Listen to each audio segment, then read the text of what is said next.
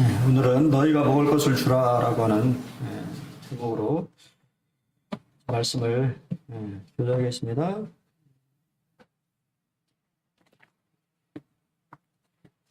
누가복음 9장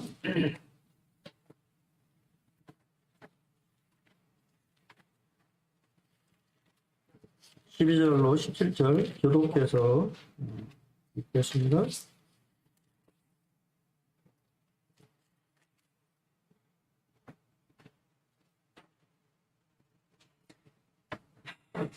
날이 저물어 가매 12 사도가 나와 여짜오되 무리를 보내어 두루 마을과 촌으로 가서 유하며 먹을 것을 얻게 하소서. 우리가 있는 여기는 빈들이니이다.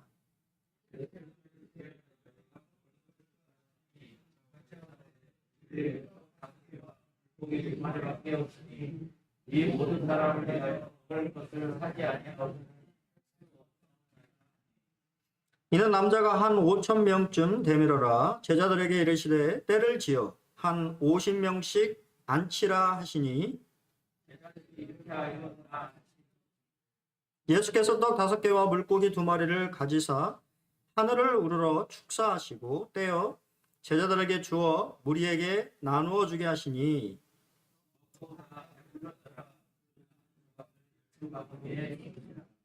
네, 감사합니다.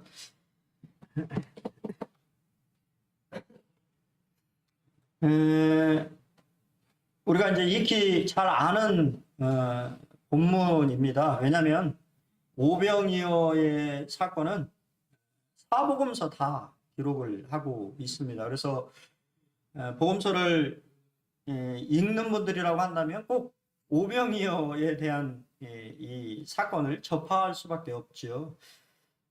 먼저 우리는 근데 이제 누가가 기록하고 있는 이 오병이어는 조금씩 이제 다른 초점에서 이렇게 쓰여 있는 것을 이제 보게 되는데요. 이 이제 오병이어의 기적의 배경을 조금 우리가 살펴볼 필요가 있습니다. 예수님이 왜 이러한 표적을 행하셨는지에 대해서 좀 생각을 해봐야 되는데요.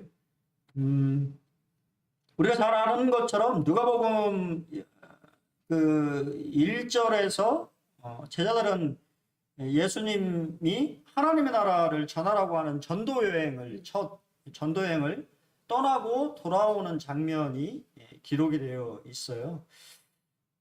여러분 여행을 다녀보셔서 알겠지만 여행을 가시면 어떤가요? 갔다 오시면은 몸이 막 편하십니까? 피곤하지요. 피곤한 상태라고 하는 것을 염두에 두셔야 돼요. 그래서 예수님은 제자들이 이렇게 왔을 때 이제 제자들과 그때도 말씀드린 것처럼 예수님이 쉬셨냐? 아니죠. 예수님도 제자들이 사는 동네에 가서 복음을 전하셨다라고 동일하게 기록이 되어 있는데요. 그래서 예수님과 제자들은 벳세다라고 하는 곳에 가서 좀 쉬시려고 하셨어요. 근데 문제는 이게 이제 이 사람들이 예수님이 벳세다라고 하는 지역에 왔다라고 하는 것을 알고는 수많은 사람들이 예수님을 만나러 왔다라고 하는 것입니다. 지치고 피곤한 상태에 있는 그 예수님과 제자들이 어떠한 행동을 했는지에 대해서 우리가 좀 생각을 해봐야 되는데요. 예수님은 그들을 영접했다고 말하고 계십니다. 그리고 동일하게 하나님의 나라의 일을 얘기하시고 또 병든 자들, 이제 그들이 이제 실제적으로 왔던 것은 병 고침을 받으려고 온 사람들도 상당히 많이 있었을 것입니다. 그러한 사람들을 돌아다니시면서 고치셨는데 그렇게 하신 데에는 예수님이 그 많은 무리들에 대해서 불쌍히 여기는 마음을 가지고 있었다라고 하는 것입니다. 이게 이제 우리 성경적으로 보면 목자의 마음이죠. 이 참 방황하는 이 양들을 바라보면서 목자가 품는 마음은 불쌍하게 여기는 그러한 마음입니다. 우리가 오병이어 사건을 통해서 예수님이 이 제자들에게 품었음에 하는 마음이 뭐냐면 불쌍히 여기는 그러한 마음을 가지기를 원하셨던 것은 아닌가라고 하는 생각을 저는 말씀을 준비하면서 하게 되었어요. 워런 이어스비의 이 글인데요. 자신의 이제 그러한 이야기를 다루고 있습니다. 분통 터지는 밤이었습니다. 저는 말씀을 연구하며 글을 쓰고 있었는데 30분마다 전화벨이 울려댔습니다. 친구들로부터 온 전화라면 잠시 쉬며 정다운 이야기를 나눴을 텐데 전화를 건 사람들은 발레 티켓, 투자 권유, 물건 구매 등에 관한 전화로 시달렸습니다. 잠을 자기 위해 침대에 누웠는데 부재중 전화가 찍혀 있었고 저는 개인적인 시간을 갖기 위해 전화를 받지 않겠다고 결심했습니다. 밤 11시쯤 갑자기 전화가 울렸습니다. 받지 않으려다 억지로 받았는데 한 남성이 자살하고 싶다는 전화였습니다. 주님의 도우심으로 저는 그 사람의 생명을 붙잡을 수 있도록 격려할 수 있었습니다.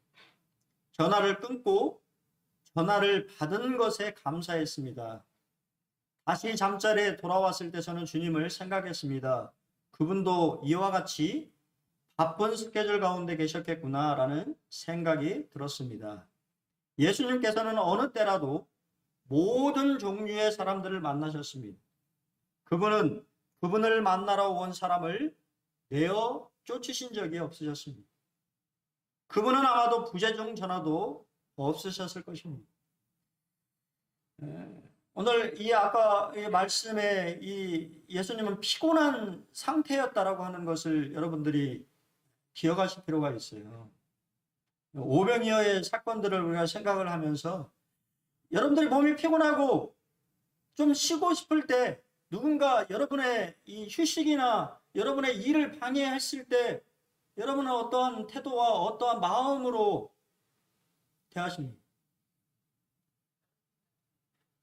예. 별로 안 하고 싶지요. 그게 당연한 마음이에요.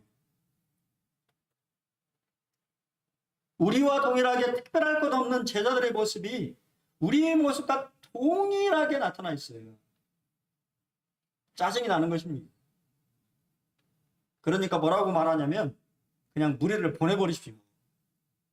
더 이상 감당할 수가 없으니까 보내는 게 좋겠습니다라고 얘기하는 제자들의 모습을 보게 돼요. 당연히 생각해 보십시오. 따로 떨어진 이 빈들 광야에서 당연히 그 많은 무리를 돌본다라고 하는 것이 쉬운 일이었을까요? 음식이 필요했을 것이고 또한 쉴 곳이 필요했을 것이고 화장실은 어떻게 했을까요? 그런 생각 해보셨어요? 뭐 어디 여러분이 생각하는 거하고 좀 다릅니다. 우리는 숲이라도 있지요. 광야는 아무것도 없어요. 광야에서 보려면 멀리 가서 땅을 파가지고 볼일을 해결해야 돼요. 안 보일 수가 없지요. 그런 것이 이제 광야인데 피곤한 제자들이 감당할 수 없는 무리들이었습니다. 감당할 수 없으니 제자들에게 할 수 있는 것은 그냥 주님 이제 보내십시오. 우리가 어떻게 남자만 5,000명이고 이 학자마다 좀 다릅니다만 보통 예수님을 따라다니는 것이 어린아이들과 여자가 더 많았다라고 하는 것을 생각해 보게 될 때 한 2만 명 가까이 되는 사람들이 운집해 있어요. 그 사람들을 섬겼습니다. 근데 이제는 감당할 수가 없어요. 그러니까 이제 좀 보내십시오. 보내서 자기네들 집에 가서 아니면 동네에 가서 자기네들 끼니는 알아서 해결하게 하십시오라고 얘기하는 제자들의 모습은 어쩌면 우리들의 모습과 참 많이 닮아 있지는 않습니다.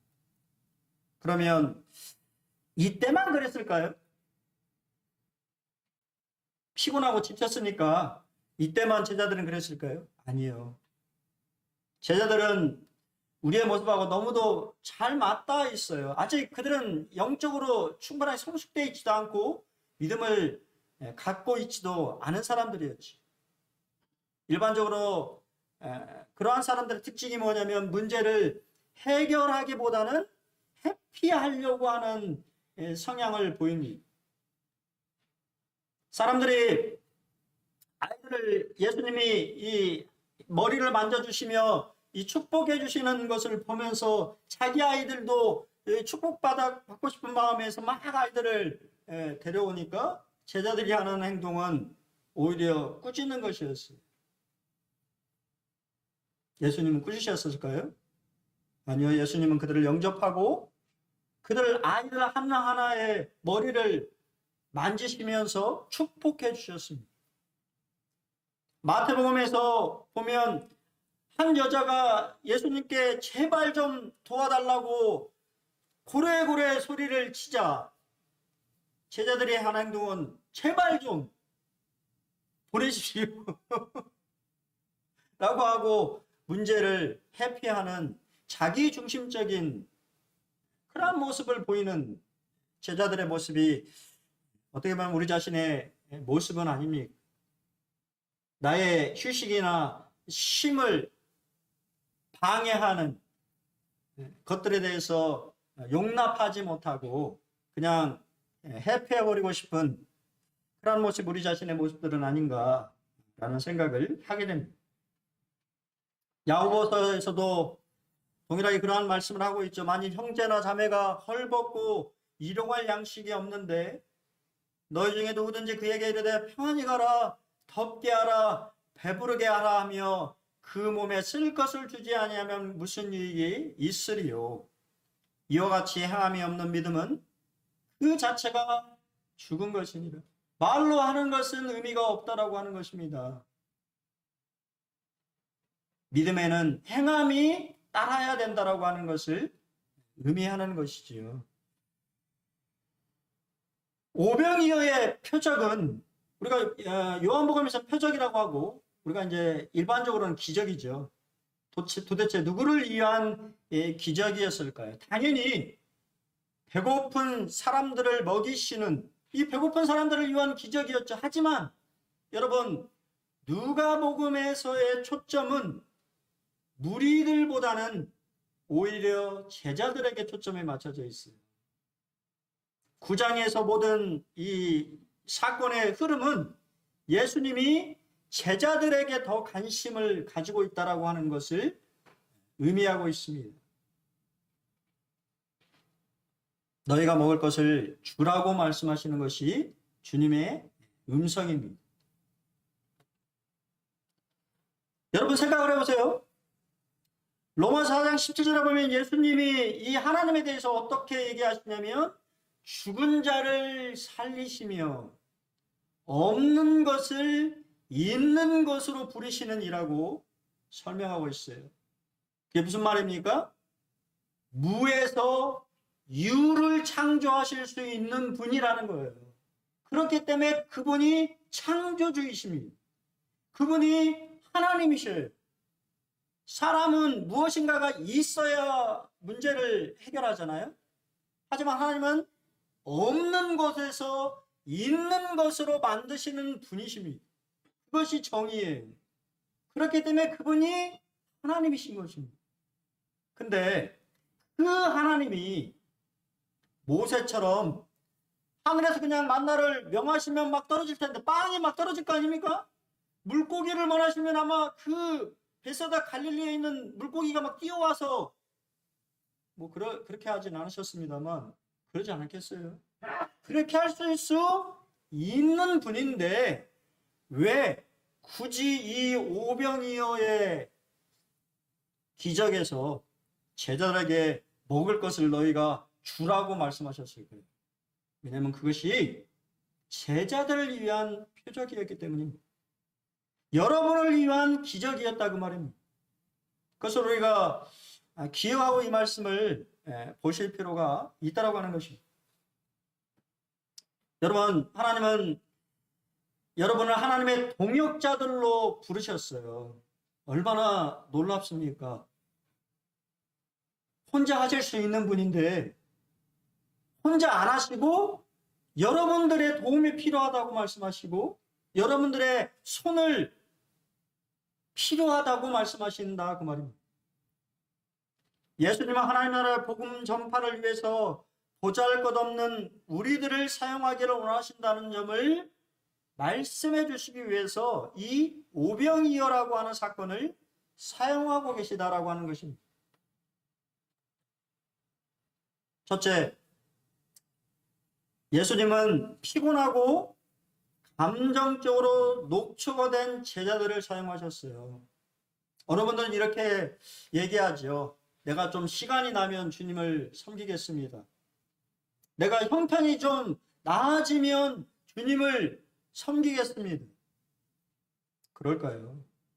주님은요, 정말 피곤해 쪄들어 있는, 얼마나 피곤했을까요? 여행을 갔다 오고 좀 쉬려고 했는데 거의 2만 명 가까이 되는 사람들이 예수님을 만나기 위해서 사람들이 왔어요. 그러면 당연히 예수님의 제자니까 그 12명은 얼마나 분주하게 사람들을 섬겼겠어요. 사람들에게 다가가고 이야기하고 또 그들을 보살피며 예수님 앞에 인도하고 얼마나 분주한 삶을 살았겠습니까? 그러한 사람들을 예수님은 사용하셨어요. 두 번째, 예수님은 바로 이 바쁜 사람들을 사용하셨다는 거예요. 그들은 음식을 먹을 겨를조차도 없을 만큼 바쁘게 시간을 보냈습니다. 그러한 사람들을 예수님은 사용하신 거예요. 세 번째는 예수님은 부족한 자원을 가진 자들을 사용하셨다라고 하는 것입니다. 우리가 잘 아는 것처럼 요한복음에서 빌립을 시험해서 물어보죠. 빌립아, 기억하십니까? 혹시 제가 수요일 날 이 요한복음을 하면서 빌립에게 했던 예수님의 말씀을 혹시 기억하시는지 모르겠어요. 예수님은 어떻게 라고 말씀 안 하시고 어디서라고 물으셨어요. 어디서 이 많은 사람들의 이것을 먹일 수 있는 원천을 얻을 수 있냐? 어디서 얻죠? 그러니까 빌립이 얘기하죠. 왜냐하면 빌립은 벳세다 출신이거든요. 이 갈릴 지방에 있는 사람입니다. 그러니까 빌립이 말하기를 주님 200데나리온 뭐 오늘날로 계산은 뭐 대충 해보면 한 2천만 원 가까이 되겠네요. 그 정도의 돈이 필요한데요. 저희는 없는데요. 그 말입니다. 그게 있어도 사실은 있어도 그 많은 걸 어디서 사겠습니까? 이 베세다 지역에서. 주님은 어떻게 얻을 것이냐 물어본 것이 아니고 어디서 얻을 수 있냐라고 물으셨어요. 이 원천이 어디냐라고 하는 것이. 원천은 어디입니까? 바로 앞에 계시잖아요. 주님이에요. 주님이 원천인데 빌립은 그것을 못 깨달았고 자기 자신의 계산적인 경험과 자기 자신의 계산적인 생각으로 200데나리온이 있어도 부족할 것 같은데요 라고 하는, 참 우리도 얼마나 그러한 말들을 많이 합니까? 주님의 일을 하면서 주님 이만큼은 좀 있어야 될 것 같은데요 라고 하는 말들을 얼마나 우리는 하게 됩니까? 하지만 여러분 기억하십시오. 그러한 자들이라고 하는 것을 주님이 아신다고 말입니다. 너희가 없다라고 하는, 부족하다라고 하는 사실을 아심에도 불구하고 물으시는 거예요. 어떻게가 아니고 어디서 얻을 것이냐라고 하는 질문을 하시는 것입니다. 네 번째, 예수님은 우리가 가진 것을 사용하신다라고 하는 사실을 깨닫게 됩니다. 제가 늦지는 않았습니다만 우리가 잘 알잖아요. 이 어린아이가 가지고 있는 이 도시락, 이 물고기는 상품의 가치가 없는 물고기예요. 가난한 자들, 갈릴리에 이 낚시하는 어부들이 좋은 물고기들은 이렇게 걷어들여서 자기 자신들이 가져가고, 필요가 없는, 쓸모가 없는, 우리나라 같으면 젓갈이나 담을 수 있는 그런 물고기를 가난한 사람들, 먹을 것이 없는 사람들을 위해서 어부들이 옆에다가 이렇게 놓아놓는 물고기가 이 아이가 싸운 물고기의 전부입니다. 참 보잘것없는 것이죠. 근데 그것을 주님은 사용하셨다라고 하는 사실입니다. 여러분, 주님이 먼저 제자들에게 말씀하셨다라고 하는 사실 아십니까? 너희가 얼마나 있는지 알아봐라고. 그러니까 알아보니까 아이가 싸온, 우리가 주일학교 때 참 많이 하죠. 점심 도시락인 떡 5개와 물고기 2마리가 있다고 하는 사실을, 참 2만 명이나 있는데요. 참 준비성도 없어요. 믿음이 좋은 것인지 아니면 준비성이 없는 것인지, 어떻게 2만 명 가까이 되는 사람들이 아무것도 안 가? 다 먹어버렸을까요? 제 생각에 다 먹어버린 것 같아요. 아마 가져왔는데 다 먹어버리고, 이 안 먹은 이 아이는 얼마나 대단합니까? 얼마나 배고팠을까? 이 아이도 저녁이 다 됐잖아요. 그런데도 안 먹고 놔둔 이 떡 5개와 물고기 2마리를 주님 앞에 아낌없이 드렸다고 하는 사실. 그것을 가지고 하나님은 놀라운 역사를, 기적을 이루시는 것을 우리는 보게 됩니다. 여러분, 모세가 시내산에서 우리 주님을 만났을 때 기억하십니까? 주님이 그를 하나님의 사람으로 부르시고 이스라엘을 그를 통하여서 구원하시기를 원하셨을 때 주님이 그에게 물으셨죠. 네가 뭐를 가지고 가겠니? 네 손에 있는 것이 무엇이니? 여러분의 손에 있는 것은 무엇이니? 이 모세에게 있는 것은 무엇이에요? 지팡이 하나밖에 없습니다. 그러자 주님, 나는 지팡이밖에 없는데. 여러분 기억하시기 바랍니다. 주님 그 지팡이 하나로 이스라엘 백성들을 구원하셨어요. 그가 가지고 있는, 그의 손에 있는 지팡이, 사실은 지팡이 하나밖에 없는 인생이 된 것이죠. 그는 공주의 아들로 살았지만 또한 하나님의 사명을 깨닫고 이스라엘 백성을 구원하려고 자신의 혈기로 하려고 했지만 그것이 주님의 뜻이 아니다라고 하는 것을 나중에 깨달은 것이죠. 양을 치면서 그는 얼마나 자신이 쓸모없는 사람인가, 그런 생각 해보셨어요? 40년 동안 양의 똥을 치며 양들을 치면서 그는 자신이 얼마나 부족한 사람인가, 얼마나 아무것도 아닌 자인가. 40년 동안 자신은 깨진 것이죠. 그리고 그의 손에 있는 것은 지팡이 하나밖에 없었어요. 노년에 그 지팡이를 통해서 주님은 이스라엘 백성들을 구원하시고 40년을 먹이시고 가나안 앞에까지 인도하셨습니다. 주님은 여러분에게 물으십니다. 네 손에 있는 것이 무엇이냐고. 여러분의 손에 있는 것이 무엇입니까? 없는 것을 달라고 하시는 것이 아니에요. 여러분에게 있는 것을 하나님 앞에 드리라고 하는 것입니다. 기쁨으로, 자원함으로 그것을 드리게 될 때 하나님은 그것을 기쁘게 사용하셔서 놀라운 일을, 그분의 하시고자 하는 일들을 이루시는 것을 보게 됩니다. 우리가 할 일은 무엇입니까? 우리가 가진 것을 주님께 드리면 됩니다. 주님의 손이 뭐예요? 전능자의 손입니다.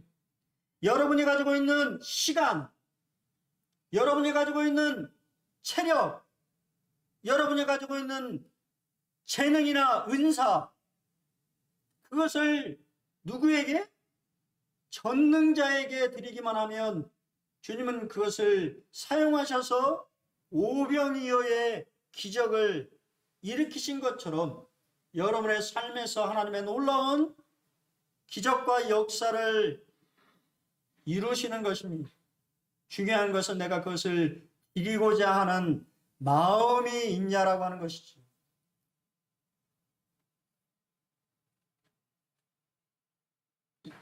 여러분 그런 생각을 해보셨어요? 떡이 어떻게 됐을까요? 우리 영대인님 떡 어떻게 됐을까요?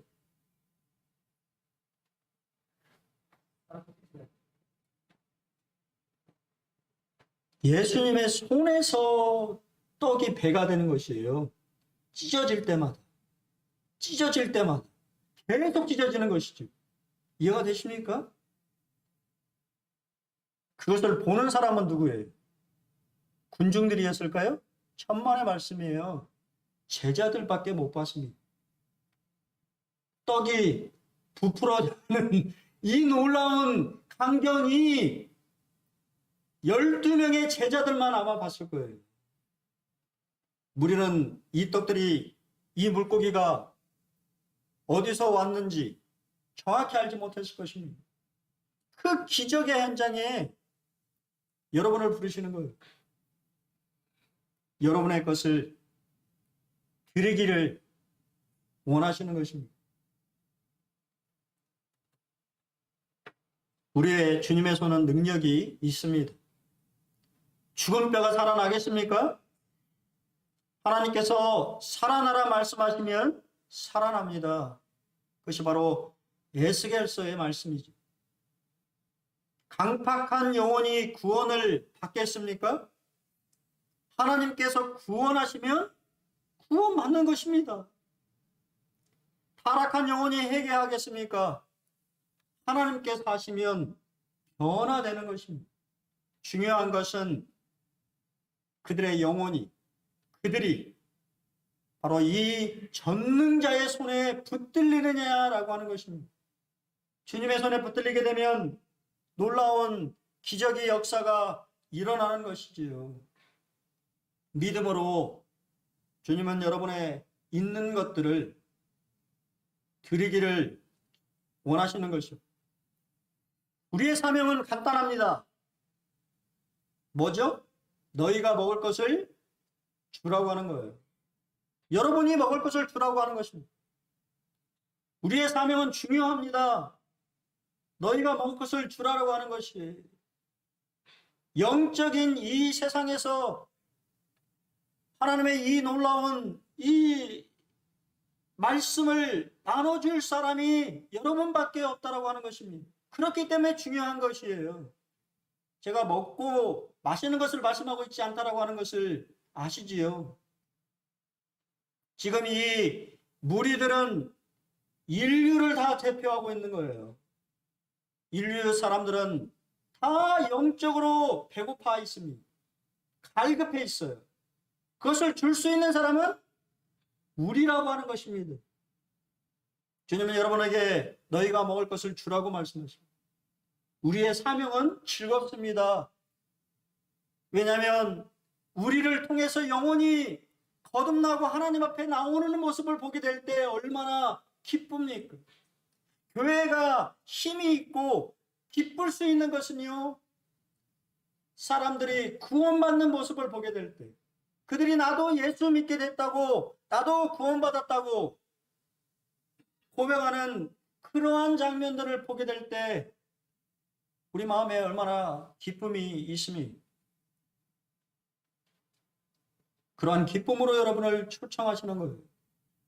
너희가 먹을 것을 주라고 말씀하십니다. 기적은 어떨 때? 나눌 때 일어납니다. 여러분 기억하십시오. 제자들이 먼저 먹지 않았어요. 얼마나 먹고 싶었을까요? 나 같으면 참 먹고 싶었을 텐데. 제자들도 참 배고팠을 텐데. 무리를 먼저 먹이도록 하셨습니다.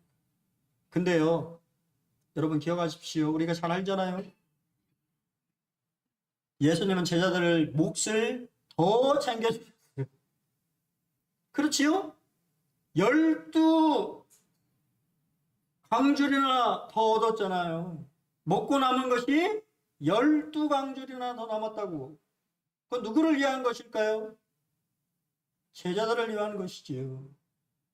제자들 먹고 배불렀고 또 더 남았습니다. 그 의미를 제자들은 못 깨달았고 떡 안 갖고 온 것을 생각하면서 엉뚱한 소리를 했습니다만 주님은 그러신 분이에요.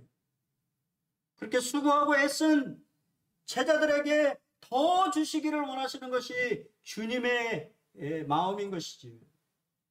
여러분, 여러분의 것을 나누기를 기뻐하게 될 때 기적은 일어납니다. 그리고 그 모든 사람들이 먹고 다 배불렀다고 만족감을 표현합니다. 하나님의 나라는 어떤 곳인지 아십니까? 이 세상에서는 항상 배고픔이 있지요. 그렇지 않았나요? 하지만 하나님의 나라는 만족감이 있는 나라예요.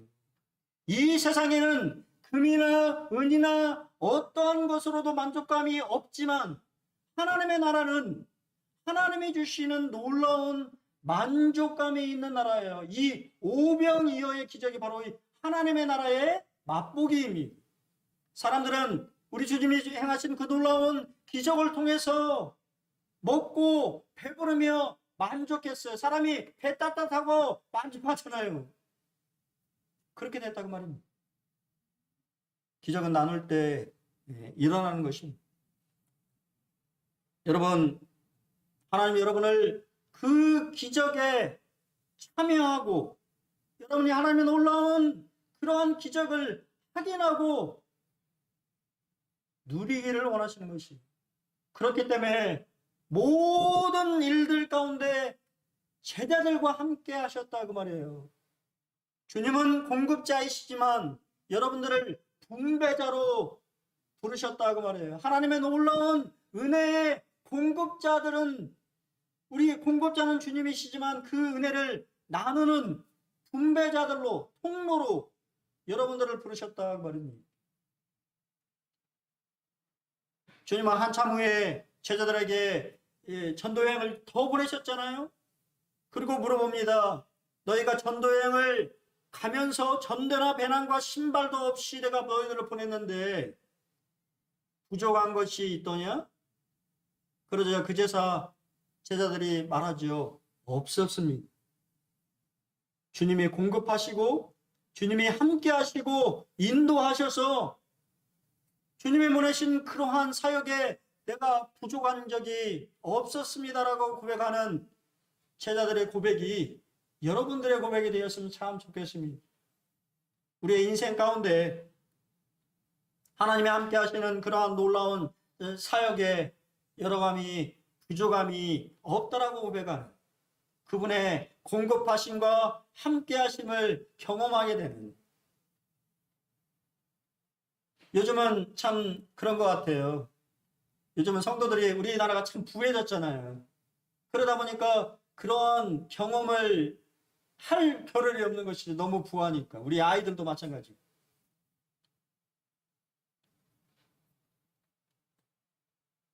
여러분, 이 오병이어의 기적을 통해서 우리는 주님의 이름을 기억하게 됩니다. 그분의 이름 중 하나가 무엇이에요? 여호와 이레의 하나님. 요한복음에서는 이 사실을 우리에게 말씀하고 있어요. 신이 어떻게 하실 줄을 아시고 그러한 모든 일을 행하셨다고 말씀하십니다. 여러분 인생에 어려움이 있거나 어떠한 문제 또 장애물에 봉착하게 될 때 여러분 우리가 그 답을 잘 모를 때가 있지요. 어떻게 해야 될까? 하지만 기억하십시오. 주님은 다 아십니다. 주님은 어떻게 하실지 다 알고 계셔요. 그러면 그분께 아뢰기만 하면 되잖아요. 근데 중요한 건 그래서 안 한다고 말이에요. 나 혼자 해결해 보려고 발버둥 치며 애쓰며 노력해보지만 해결이 안 되는 것이죠. 왜냐하면 우리는 해결 방법을 알지 못해요. 하지만 주님은 다 아십니다. 그리고 예비하시는 하나님이십니다. 여러분이 언제나 그분 앞에 믿음으로 순종함으로 나오기만 하면 그분은 언제나 예비하시는 하나님이에요.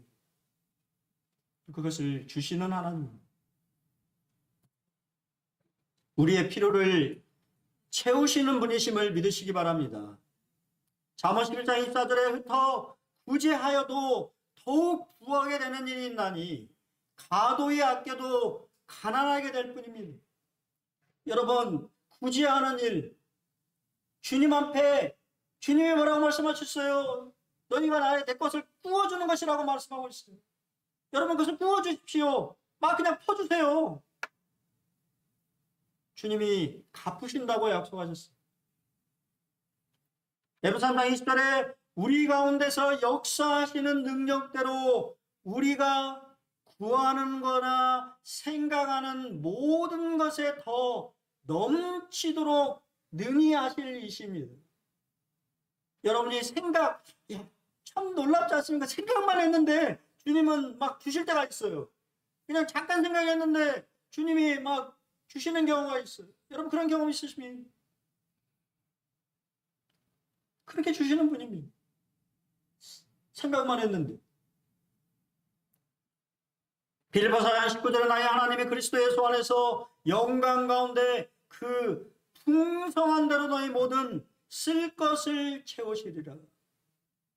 하나님 여러분의 필요를 채워주시겠다고 약속하셨습니다. 근데 그게 그냥 조금 주는 게 아니고요. 어떻게 해요? 풍성하게 채워주신다고 약속하셨어요. 우리의 필요를 채워주시는 분이심을 믿으시기 바랍니다. 두 번째, 주님은요, 주님을 찾는 자에게 좋은 것을 주십니다. 자기 힘으로 사는 자에게 도움을 주시는 게 아니고 주님을 찾는 자, 내 부족함을 알고 주님, 나는 할 수 없습니다. 주님이 도와주셔야만 한다고 바짝 엎드린 사람, 그 사람에게 좋은 것을 주시는 거예요.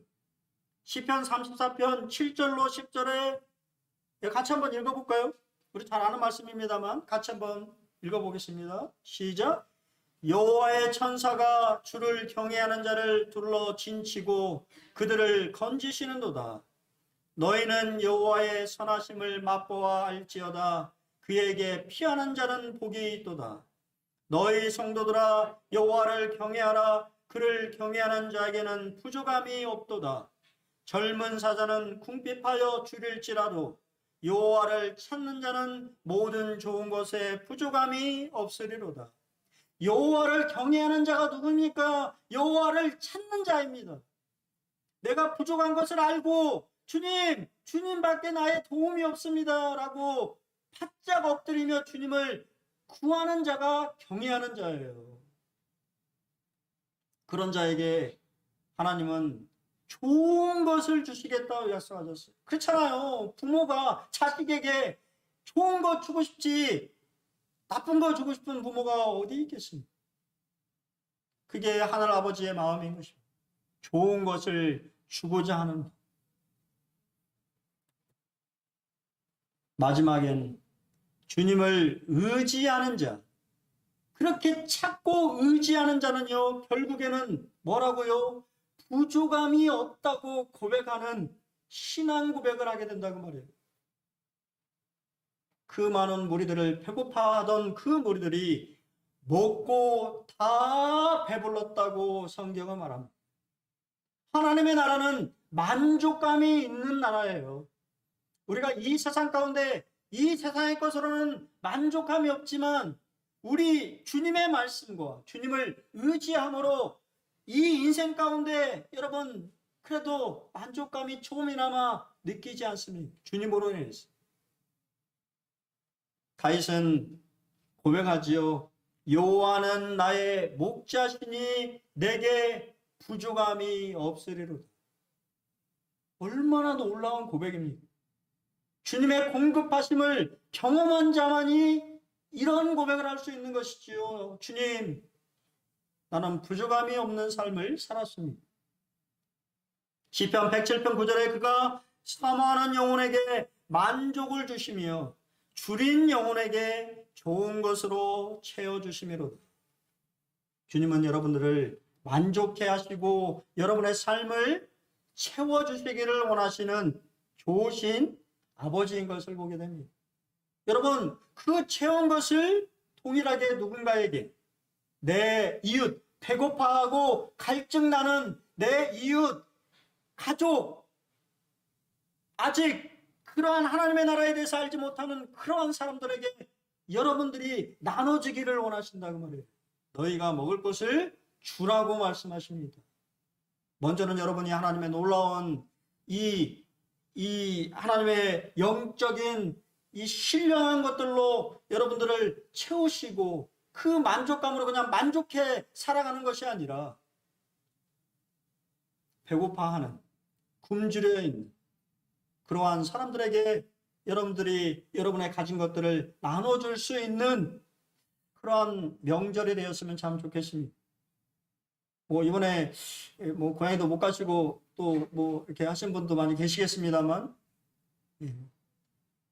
아직 믿지 않는 가족들, 그런 분들이 계신다고 한다면, 여러분이 가진 것들, 여러분이 그러한 기쁨과 그런 만족감이 있어야 되잖아요. 그렇지 않습니까? 내가 막 어렵게 살고 내가 힘들고 하면 뭐를 나눠줄 수 있겠어요? 주님 주신 놀라운 그러한 것들을 나눠줄 수 있는, 하나님 여러분들은 하나님의 동역자들로 여러분을 부르셔서 하나님의 놀라운 기적에 여러분이 동참하시고 그 놀라운 기적의 한 중심에 여러분이 그러한 것들을 경험하고 나누는 그러한 삶을 사시기를 주님이 원하셔서 이 놀라운 오병이어의 기적에 제자들을 함께 하셨다라고 하는 사실들을 기억하시고, 한 주도 여러분이 처한 자리에서 주님이 주시는 놀라운 그러한 역사가 또 함께 하심이, 또 주님이 원하시는 것이 여러분에게 아주 조그마한 것이라고 하는 것이에요. 참 말씀이 좋지 않습니까? 없는 거 빚내서 하라는 거 아니잖아요. 여러분이 가지고 있는 시간, 또 힘, 에너지, 나한테 가지고 있는 자그마한 재물, 그게 무엇이든지 간에 주님 손에 들려지게 될 때 주님이 그러한 것들을 받으셔서 놀라운 일을 행하시는데 사용하실 것이라고 저는 믿습니다. 여러분의 것들이 기쁨으로, 자원하는 마음으로 드려져서 주님의 나라가, 하나님의 나라가 이 땅 가운데 더욱 확장되는 데 귀하게 쓰여지기를 기도하겠습니다. 좋은 명절도 보내시고, 이렇게 코로나 이렇게 한데요. 저도 어제 보니까 영국은 다 벗는데요, 마스크. 왜냐면 이거 감당이 안 되고 오미크론 이제 감기보다 이렇게 해서 그냥 다 마스크 벗고 백신 백스도 안 하고 그냥 다 퍼져버리라고 그러는 것 같아요. 너무 염려하지 마시고, 다 우리가 그렇지 않습니까? 우리의 생명이 다 주님 손에 달린 것이고 살고 죽는 것이 다 주의 손에 달렸는데, 우리가 너무 예방은 해야 되겠습니다만 그것에 있어서 너무 몰두되어서 염려해서는 안 되는 것 같다. 그것 또한 하나님 앞에 다 맡기시고 즐거운 명절 좀 보내셨으면 좋겠습니다. 감사합니다.